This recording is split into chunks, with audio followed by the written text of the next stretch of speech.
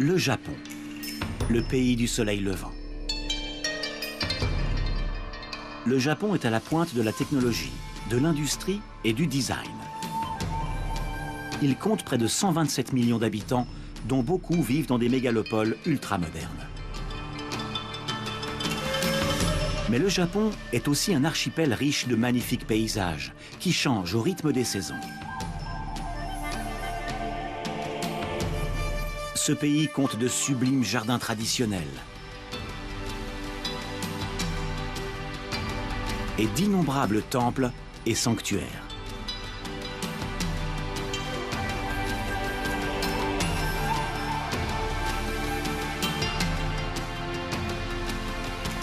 Les châteaux qui ont défendu pendant des millénaires ces seigneurs féodaux appelés shoguns veillent toujours sur ces villes.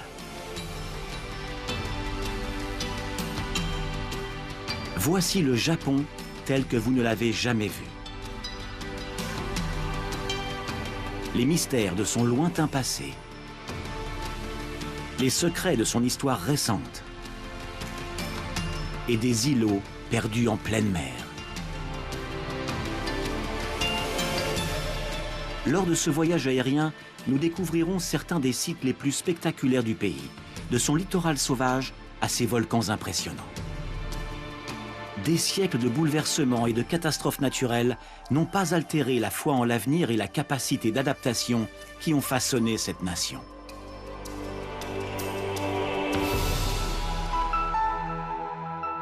Le Japon est formé de 4 îles principales. Honshu, Hokkaido, Shikoku et Kyushu, et d'un archipel de 6852 îles. Notre voyage débutera à Tokyo, puis nous irons vers le sud-ouest et le port de Shimoda. Nous visiterons ensuite Nagasaki, une ville cosmopolite et ouverte sur le monde, et Kanazawa, avec son château magnifiquement préservé. Dans les îles Oki, nous verrons comment le Japon s'est détaché du continent eurasiatique. Et à Toyako, nous découvrirons les forces géologiques à l'œuvre sous les volcans en activité de l'archipel. Bienvenue à Tokyo, l'une des plus grandes villes du monde. L'agglomération compte plus de 40 millions d'habitants, soit 30% de la population du pays.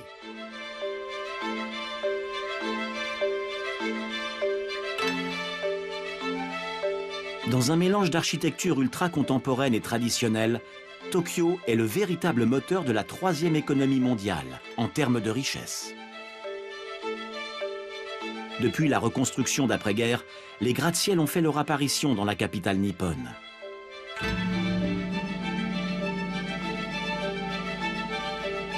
Nous suivons le cours du fleuve Sumida, à la découverte des lieux emblématiques de la métropole, comme le centre historique, ou les quartiers de la finance et de la mode.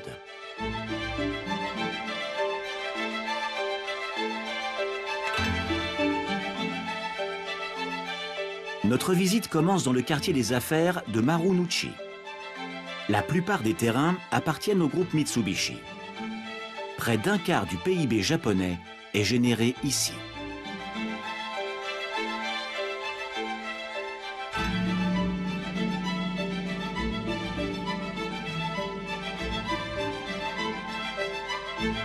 Voici la gare de Tokyo. Construite en 1914, c'est la principale gare interurbaine du pays. Plus de 3000 trains en partent chaque jour.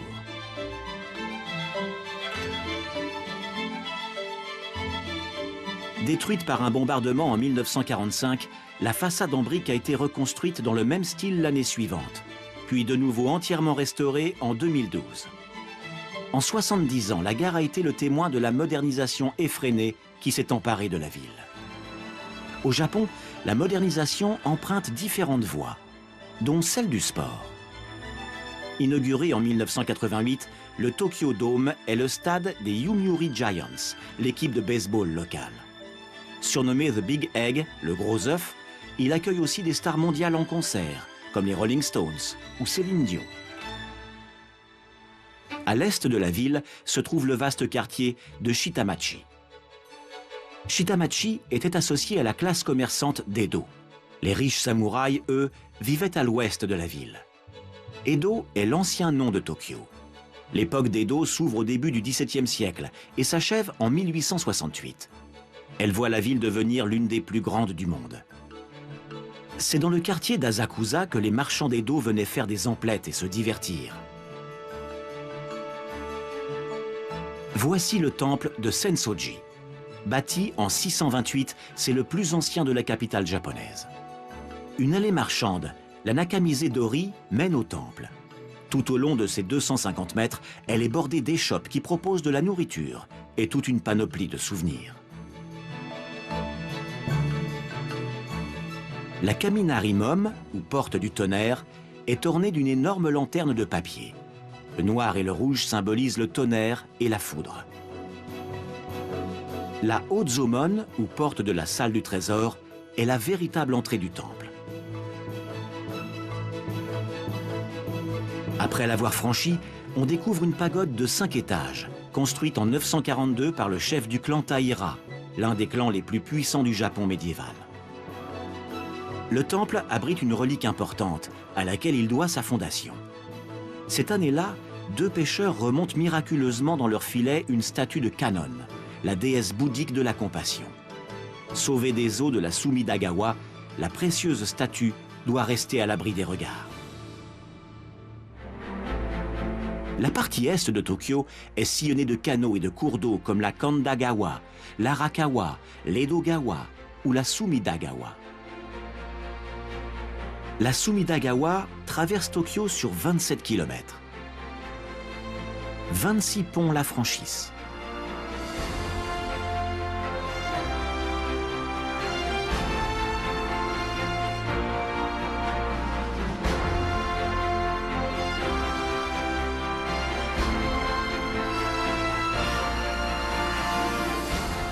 La Tokyo Skytree se dresse en bordure du fleuve. Érigée en 2012, elle culmine à 634 mètres. C'est la 2e structure autoportante la plus haute du monde.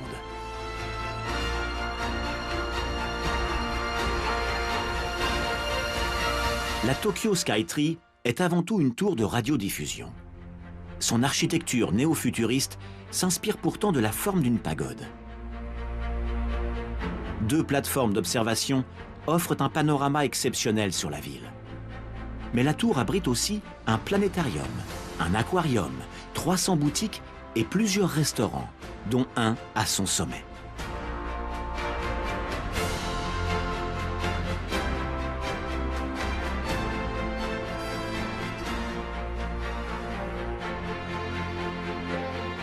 Dans le parc de Shiba, la tour de Tokyo est une attraction très prisée des touristes. Très nettement inspirée de la tour Eiffel, elle est un des symboles de la ville. La tour de Tokyo sert également d'émetteur radio d'urgence en cas de catastrophe nationale.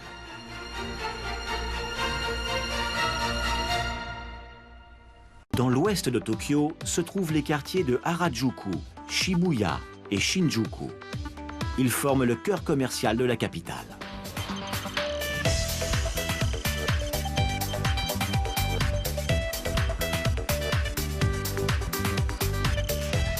Boutiques de mode, salles de jeux, cinéma, café, librairie. C'est un véritable temple de la consommation. En face du parc central de Shinjuku se trouve le siège du gouvernement métropolitain de Tokyo. Construit en 1991, le bâtiment est censé ressembler à une gigantesque puce électronique. Il a été dessiné par le célèbre architecte Kenzo Tange. Sur le front de mer, le quartier d'Odaiba a connu un développement récent. Le Rainbow Bridge, ou pont arc-en-ciel, traverse le nord de la baie de Tokyo, d'Odaiba au quai de Shibaura. Il tient son nom de l'éclairage qui l'illumine la nuit. Achevé en 1993, il a été conçu pour désembouteiller le centre de Tokyo. Avec sa forme incurvée et ses 2 niveaux superposés, le pont est une prouesse d'ingénierie. Il offre un point de vue spectaculaire sur Shinjuku et Marunouchi au nord, et sur l'île d'Odaiba au sud. Odaiba est une île artificielle construite au milieu du 19e siècle pour protéger Tokyo contre de possibles attaques maritimes. Elle comportait alors 6 forteresses dotées de batteries de canons. L'île moderne porte le nom de Dansandaiba, littéralement batterie numéro 3. À l'époque d'Edo, le Japon était coupé du monde. Aucun étranger ne pouvait pénétrer dans le pays et nul n'était autorisé à le quitter. En face de l'île forteresse, c'est tout un quartier qui reprend vie sur les rives de la Sumida. En 1996, Fuji Television a installé ici son siège social. Dessiné par Kenzo Tange, il est reconnaissable à sa sphère, qui semble suspendue dans un jeu de mécano.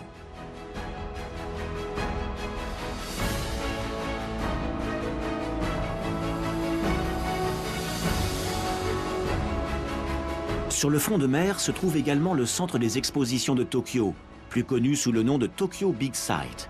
C'est le plus grand du pays. Il est reconnaissable à sa structure en pyramide inversée, qui culmine à 58 mètres de hauteur.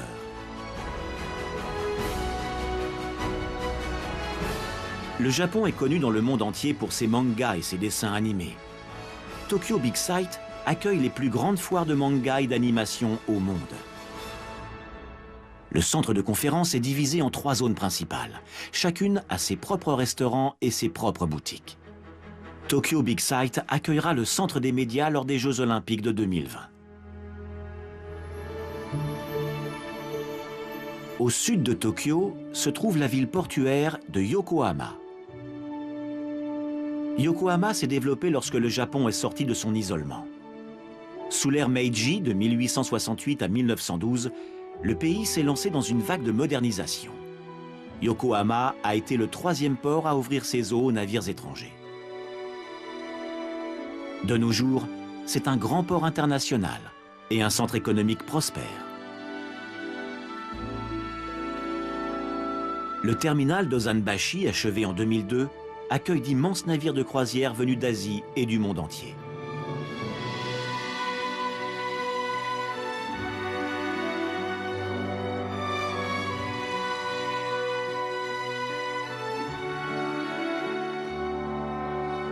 Ces magnifiques entrepôts de briques de l'ère Meiji étaient le siège des douanes pour la baie de Yokohama. Aujourd'hui, ils offrent aux Tokyoïtes un lieu de sortie, de shopping et de divertissement.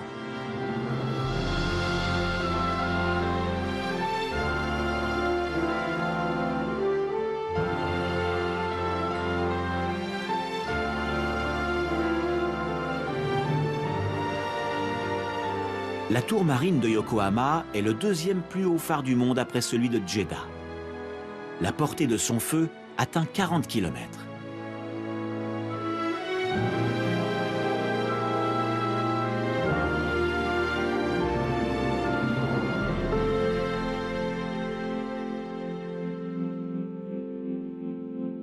Lorsque la nuit tombe, Tokyo se métamorphose.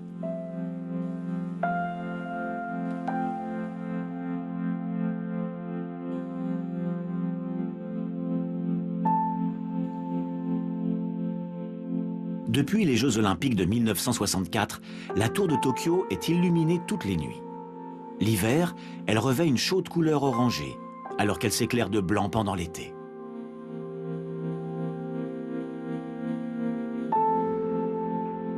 Mais la tour s'est déjà colorée en rose pour sensibiliser au cancer du sein. Elle s'est couverte d'étoiles pour représenter la Voie lactée. Et elle se pare souvent d'illuminations à l'occasion de Noël.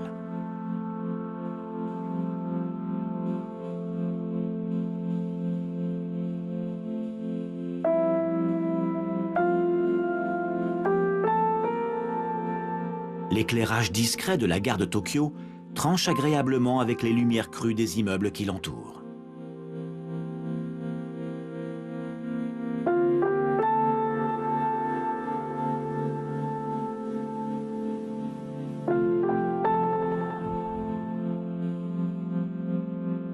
Pour célébrer le 400e anniversaire du début de l'époque d'Edo, les principaux bâtiments du Sensoji, comme la pagode à 5 étages, la porte de la salle du trésor ou la porte du tonnerre, sont éclairés chaque soir. L'initiative vient des commerçants locaux, qui espèrent ainsi mettre en valeur les atouts d'Asakusa.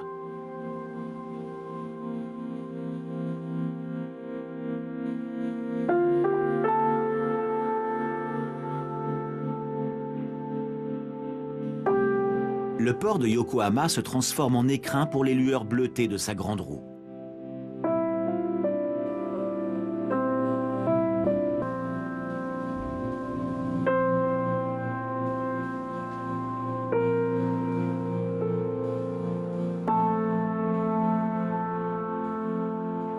La nuit, cette jungle urbaine tentaculaire semble presque paisible.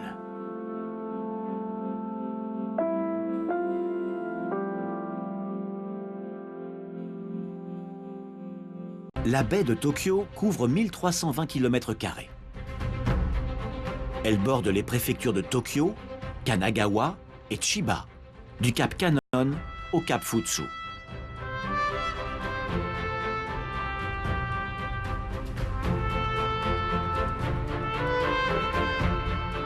Les 14 km de l'Aqualine traversent la baie de Kawasaki à Kisarazu.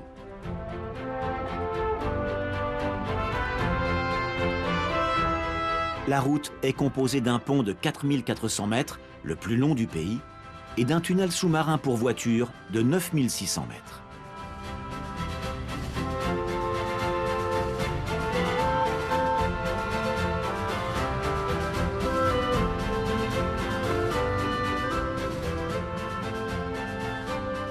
Au sud de Tokyo se trouve le cap Futsu. C'est ici qu'a été établie la toute première garnison destinée à défendre Tokyo d'une attaque venue de la mer.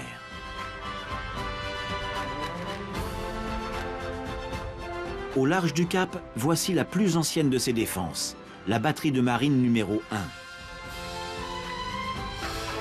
Opérationnelle depuis 1890, elle était équipée d'artillerie lourde pendant la guerre russo-japonaise.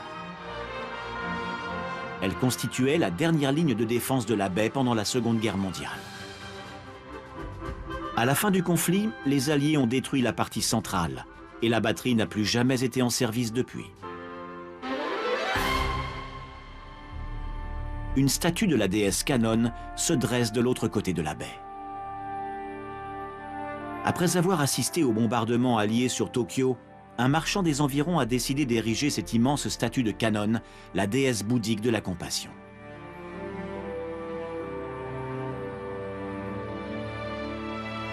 La statue mesure 56 mètres de haut. À l'intérieur, un escalier en colimaçon de 319 marches permet d'atteindre une plateforme panoramique. La statue est dédiée à tous les civils et militaires décédés lors d'un conflit armé. Elle incarne l'espoir de vivre un jour dans un monde sans guerre.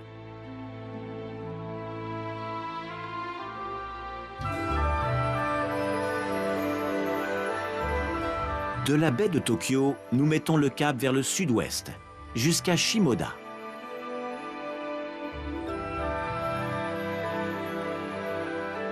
L'ouverture de ce port est négociée en 1854 par le Commodore Perry, envoyé par le président des États-Unis. Il exige que le Japon ouvre ses frontières. Son atout, il commande une flotte de canonnières à vapeur, appelée bateau noir par les Japonais. L'arrivée de Perry marque la fin du shogunat Tokugawa. Le Japon renoue des relations avec ses voisins asiatiques et avec l'Occident, et entame une transition vers un système démocratique de style occidental. Pour atteindre Shimoda, les vaisseaux du Commodore Perry ont dû longer la péninsule d'Izu. Ces côtes déchiquetées ont tenu les visiteurs éloignés pendant des siècles. Les formations rocheuses sont d'une beauté saisissante. Mais ici, le littoral subit souvent des tremblements de terre et des tsunamis. Ce rocher, appelé Senganmon, a été creusé par les vagues. On raconte qu'il sert de porte au sanctuaire Kumomi Sengen, tout proche d'ici.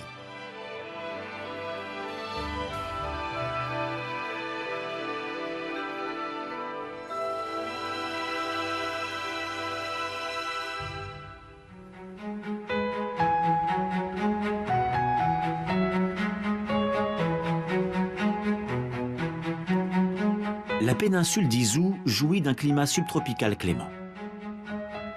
Au printemps, le jaune du colza illumine le paysage.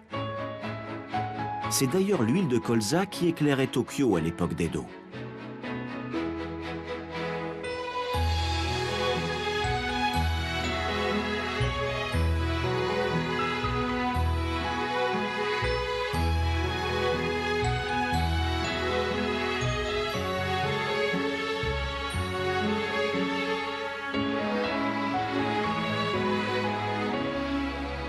Sur les berges de la Kawazugawa, on découvre une image emblématique du printemps au Japon, les cerisiers en fleurs.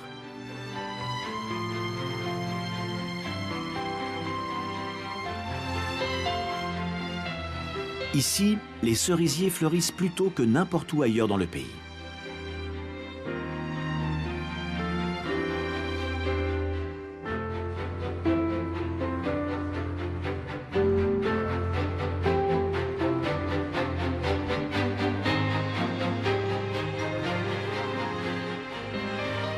À plus de 1000 km au sud-ouest d'Izu, la ville de Nagasaki est située sur l'île méridionale de Kyushu. Cet ancien village de pêcheurs devient au XVIe siècle un port de commerce important grâce aux navires portugais et hollandais. Nagasaki est alors l'un des seuls points de contact du Japon avec le monde extérieur.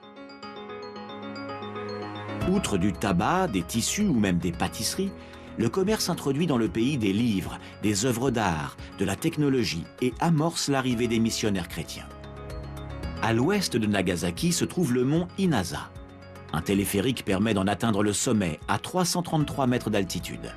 Un dôme offre une vue à 360 degrés sur la ville et les environs.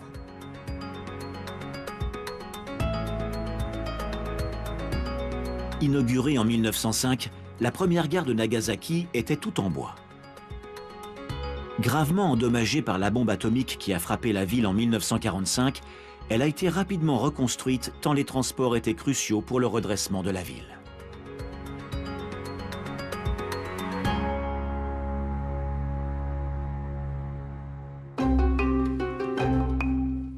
Voici le pont Mégané, ou pont Lunette. Son reflet sur l'eau crée l'illusion d'une paire de lunettes. Il a été construit par un moine en 1634. Au XIXe siècle, le Japon accueille des négociants étrangers qui contribuent à la modernisation du pays. L'homme d'affaires écossais, Thomas Glover, habite cette résidence qui surplombe le port de Nagasaki. Mélange d'influences japonaises et occidentales, la demeure est ornée d'arches en treillis, de fenêtres à guillotine et de cheminées à l'anglaise, le tout sur une structure typiquement nippone. Thomas Glover a permis à des étudiants japonais d'aller étudier à Londres. Il a fondé l'entreprise de construction navale qui deviendra plus tard le groupe Mitsubishi et créé la première brasserie japonaise. La maison et ses jardins attirent chaque année près de 2 millions de visiteurs.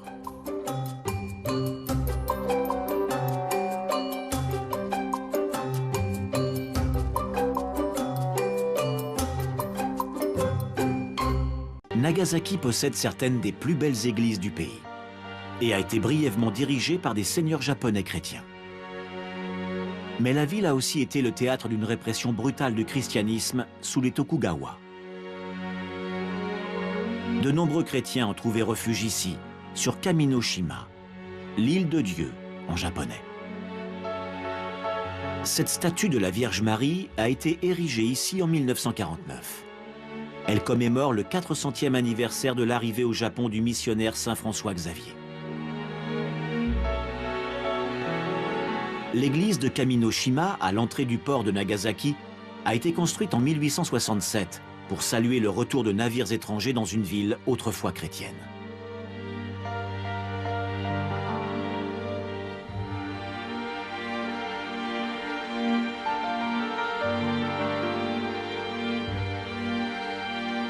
Le mur des 26 martyrs rend hommage aux chrétiens crucifiés en 1597 sur ordre de Toyotomi Hideyoshi, l'un des unificateurs du Japon. Pendant près de 3 siècles, jusqu'à l'ère Meiji qui débute en 1862, les habitants de Nagasaki ont dû marcher chaque année sur une image du Christ ou de la Vierge Marie pour prouver qu'ils n'étaient pas chrétiens. Parmi les 26 martyrs arrêtés et crucifiés en 1597, 20 étaient japonais, 4 venaient d'Espagne, 1 du Mexique et 1 des Indes.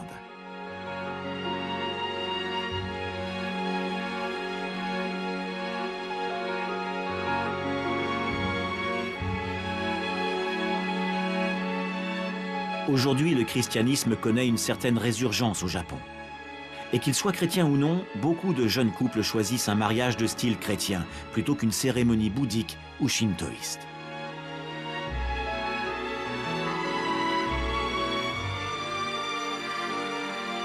l'église d'Ohura a été bâtie peu après la fin de l'isolement du Japon, en 1853.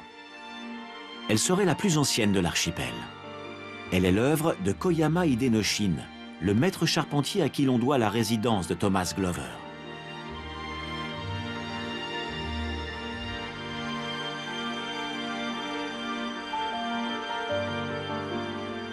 Au XVIIe siècle, le tyrannique Matsukura Shigemasa poursuit les persécutions contre les chrétiens. Il procède à des exécutions de masse et impose des taxes astronomiques pour construire cette imposante demeure, le château de Shimabara.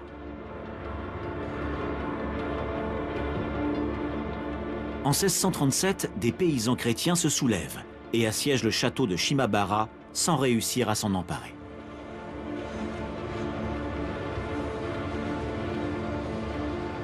Plus tard, Matsukura Katsuye, en digne héritier de son père, perpétue sa politique draconienne à l'encontre des chrétiens. Sa brutalité précipitera sa chute. Il finira décapité. C'est le seul seigneur de son rang à être exécuté ainsi durant l'époque d'Edo.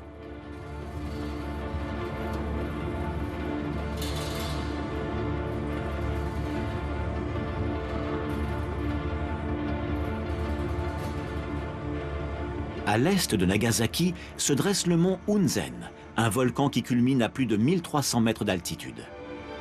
Il est au cœur du plus ancien des parcs nationaux japonais. Le Fugen-dake, ou mont Fugen, est un des plus hauts sommets de ce parc d'une extraordinaire beauté. Le relief a obligé les paysans à faire preuve d'inventivité et à concevoir ces cultures en terrasse. Aujourd'hui, Nagasaki est toujours célèbre pour ses castellas, des gâteaux apportés par les missionnaires portugais au XVIe siècle, mais aussi pour ses somen, de fines nouilles de blé.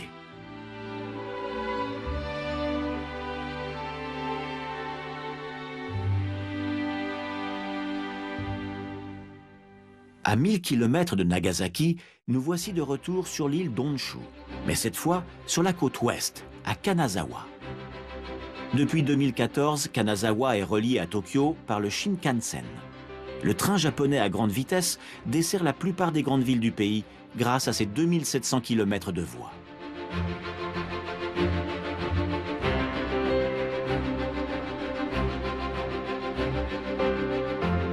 Kanazawa est la ville principale de la côte ouest du Japon et la capitale de sa province. Elle compte environ 460 000 habitants.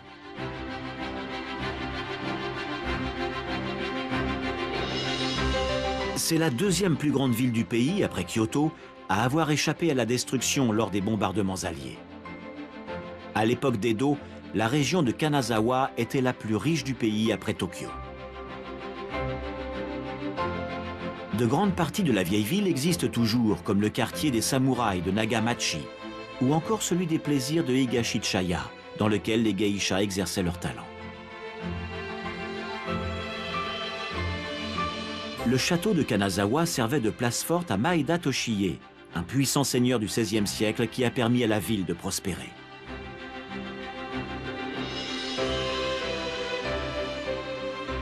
Presque entièrement détruit dans le grand incendie qui a frappé la ville en 1759, le château et la porte d'Ishikawa ont tous deux été reconstruits quelques années plus tard.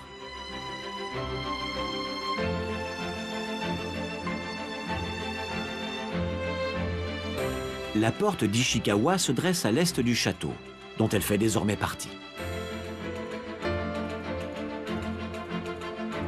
Le parc du château abrite d'autres édifices impressionnants, comme la salle Sanjuken et l'entrepôt Tsurumaru.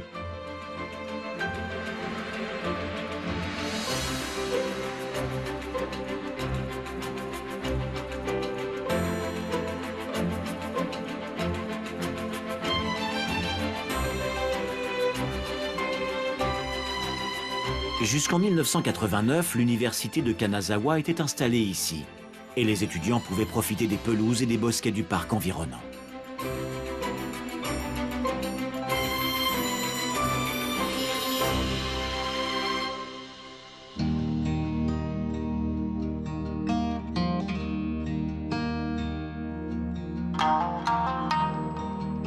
En En l'honneur de la riche histoire de Kanazawa, ces bâtiments traditionnels ont été préservés à l'identique.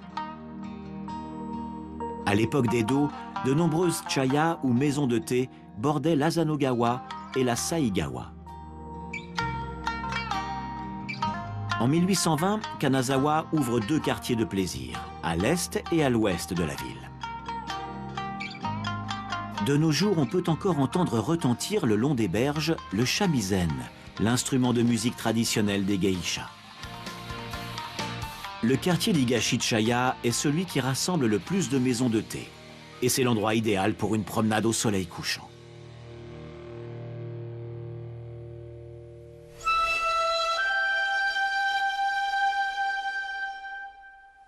Le jardin Kenroku-en est situé en bordure de la vieille ville.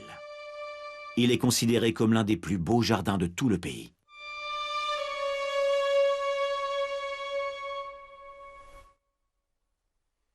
On dit que l'étang central, le Kazumiga-ike, rappelle l'infini de l'océan. Kenroku-en est doté des 6 attributs qui caractérisent le jardin idéal. L'espace, la sérénité, la subtilité, l'antiquité, l'eau et le panorama.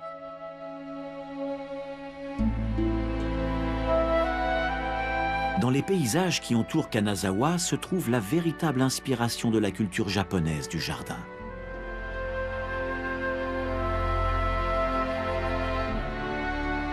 Au nord-est de Kanazawa, dans la vallée de l'Emekawa, voici le lac Shiraike.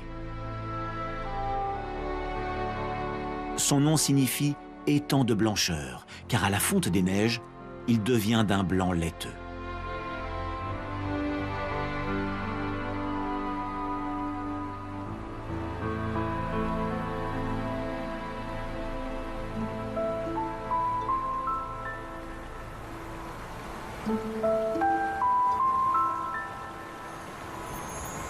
Nous survolons la mer du Japon pour atteindre les îles Oki.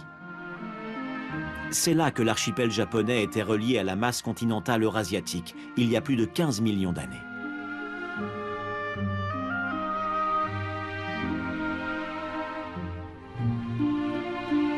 Les îles Oki ont émergé à la suite d'une énorme éruption volcanique sous-marine.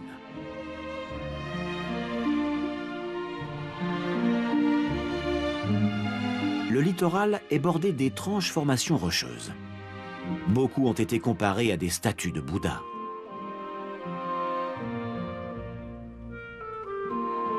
La région est parfois surnommée le monde céleste.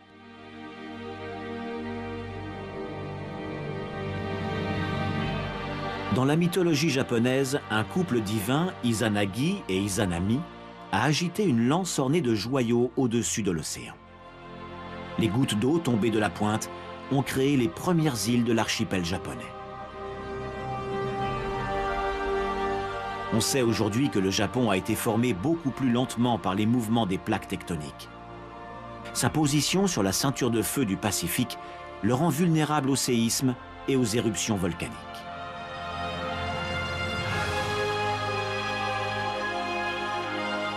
La falaise Matengai est faite de couches de lave successives.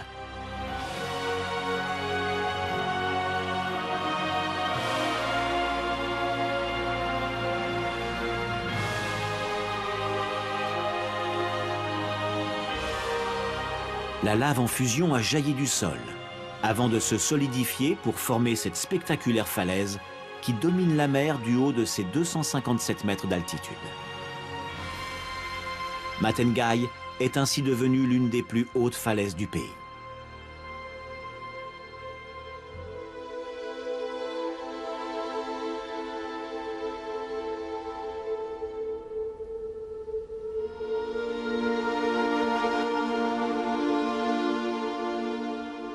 Il y a moins de 50 ans, l'île de Nishino n'était que la partie émergée d'un volcan sous-marin. Mais en 1973, une éruption forme un nouvel îlot qui rejoint progressivement Nishino et l'agrandit. En 2013, une nouvelle éruption quadruple la surface de l'île.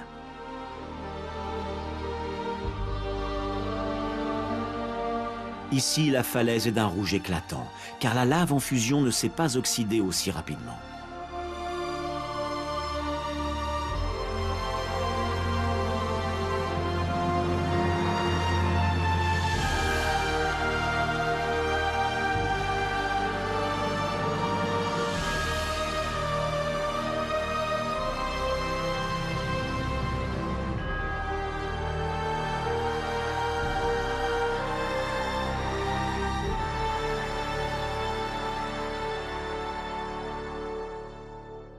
Nous nous dirigeons maintenant vers Toyako, sur l'île septentrionale d'Hokkaido. Il s'agit de la zone volcanique la plus active de tout l'archipel japonais. Les éruptions du mont Uzu modifient régulièrement le paysage autour du lac Toya.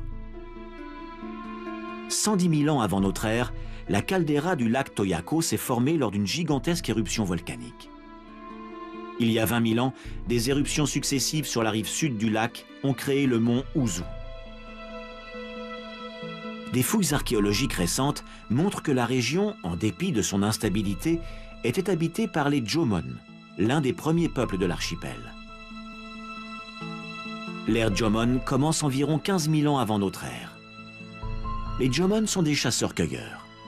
Leur poterie, qui est parvenue jusqu'à nous, témoigne d'une créativité étonnante. Des figurines en terre cuite et des bijoux ont également été retrouvés. La poterie Jomon est l'une des plus anciennes du monde. Certaines pièces datent de 16 500 ans avant notre ère.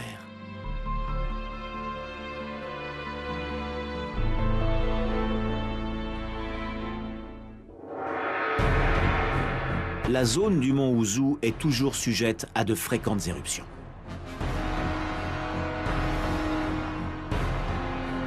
Cette montagne, Showa Shinzan, a été formée par une éruption volcanique en 1945.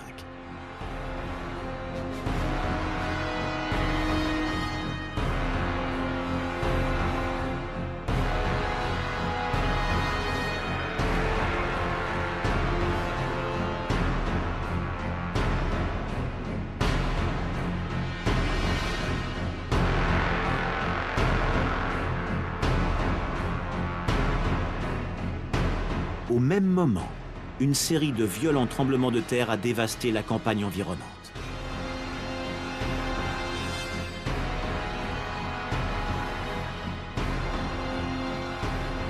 Dans le cratère, l'eau ne gèle jamais, quelle que soit la température ambiante.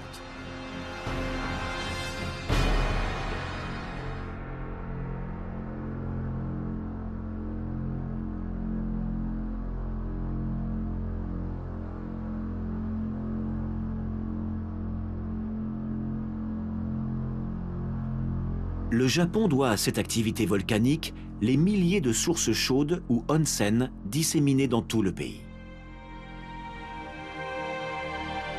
Les onsen servaient traditionnellement de bains publics.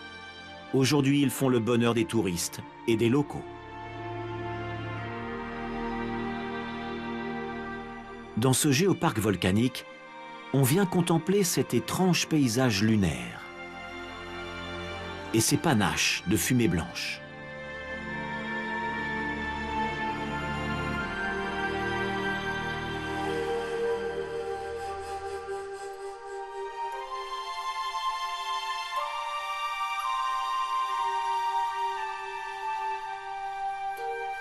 Des visiteurs se sont vus rappeler la terrible puissance destructrice de ce paysage désolé.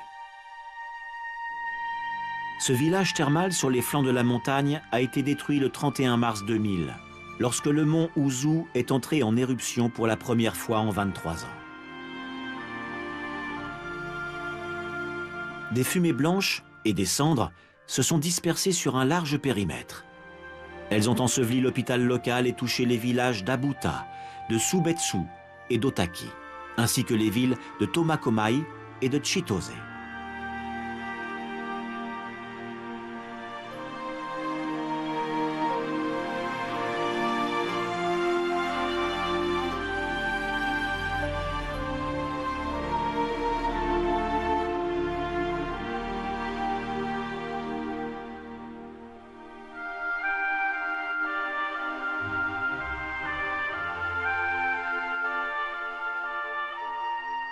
Les contreforts du volcan ont été conservés en l'état depuis la catastrophe. Le Japon est un archipel volcanique et son histoire est marquée par les tremblements de terre et les éruptions. Mais face à ces catastrophes naturelles et à cette incertitude permanente, les Japonais ont toujours su faire preuve d'espoir et d'ingéniosité.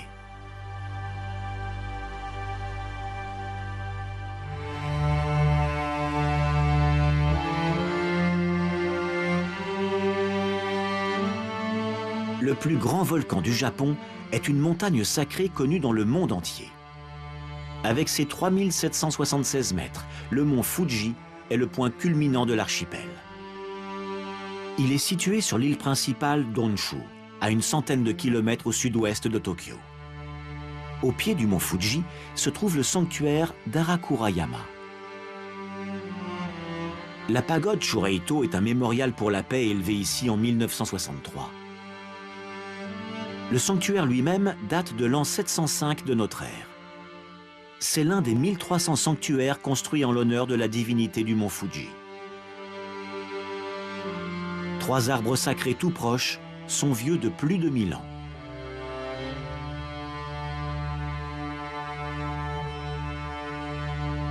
Les 5 lacs du mont Fuji, appelés Fujigoko, sont apparus à la suite d'éruptions du volcan. Des coulées de lave ont détourné les rivières des environs et les ont formées.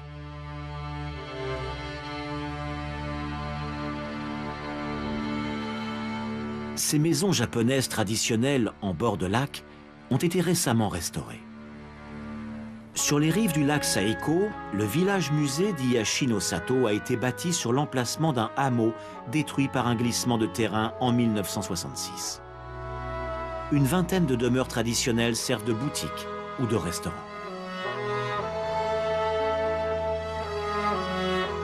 Un musée informe le public sur les mesures prises par les scientifiques japonais pour éviter que de telles catastrophes ne se reproduisent.